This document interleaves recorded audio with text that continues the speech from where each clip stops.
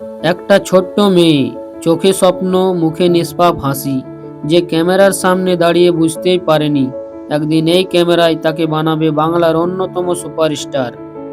Hello বন্ধুরা, আজ আমরা জানবো একজন শিশু শিল্পী থেকে টলিউডের সুপারস্টার হওয়ার গল্প।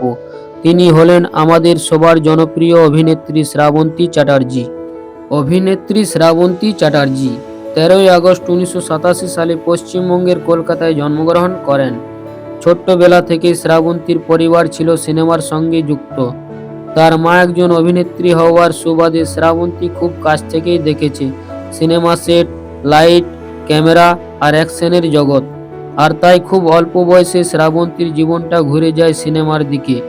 মাত্র 5 বছর বয়সে শ্রাবন্তী প্রথমবার ক্যামেরার সামনে আসে।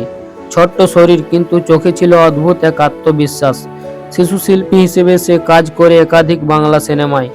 তখন কেউ ভাবেনি এই ছোট্ট মেয়েটাই হলো ভর্তি দর্শকের হৃদয় জয় করবে। তিনি প্রথমবার শিশু শিল্পী হিসেবে অভিনয় করেন মায়ার বাঁধন ছবিতে। এই ছবিতে দর্শক প্রথম লক্ষ্য করে শ্রাবন্তীর স্বাভাবিক অভিনয়। কিন্তু এখানেই গল্প থেমে যায় না। ছোটবেলায় কাজ করার পর শ্রাবন্তী হঠাৎ করে সিনেমা জগৎ থেকে দূরে সরে যায়।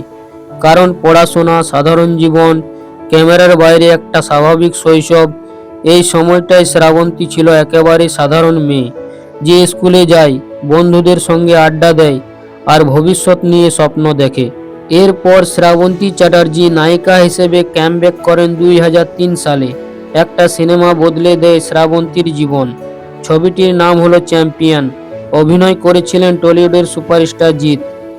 এই ছবিতে নায়িকা হিসেবে শ্রাবন্তীর অভিনয় দর্শককে অবাক করে দেয়।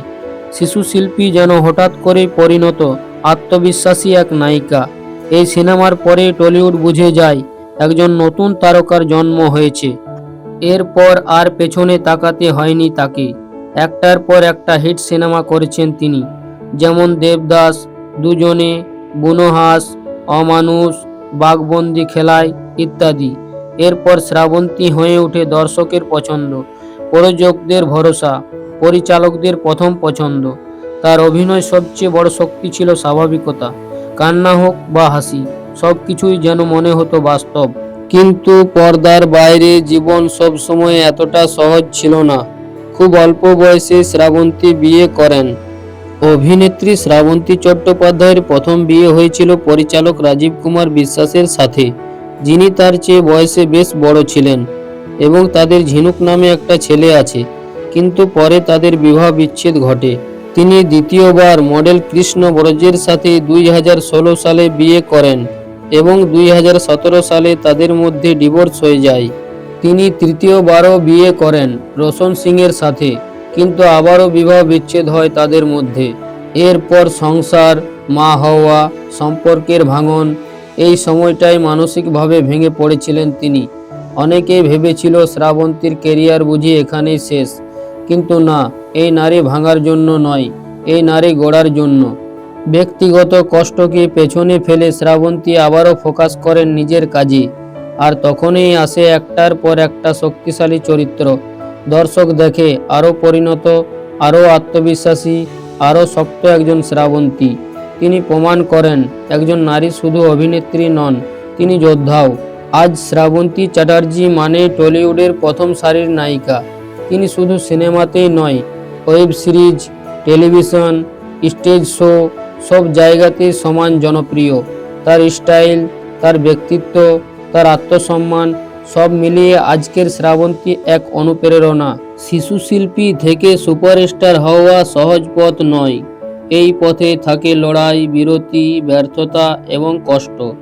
কিন্তু শ্রাবন্তী চ্যাটার্জি প্রমাণ করেছেন, যদি নিজের উপর বিশ্বাস থাকে তাহলে ফিরে আসা সম্ভব।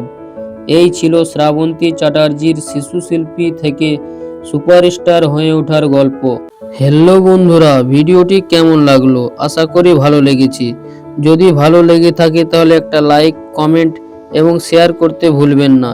এবং আমাদের নতুন চ্যানেল এপি সিনেটিক বাংলা চ্যানেলটি সাবস্ক্রাইব করতে ভুলবেন না।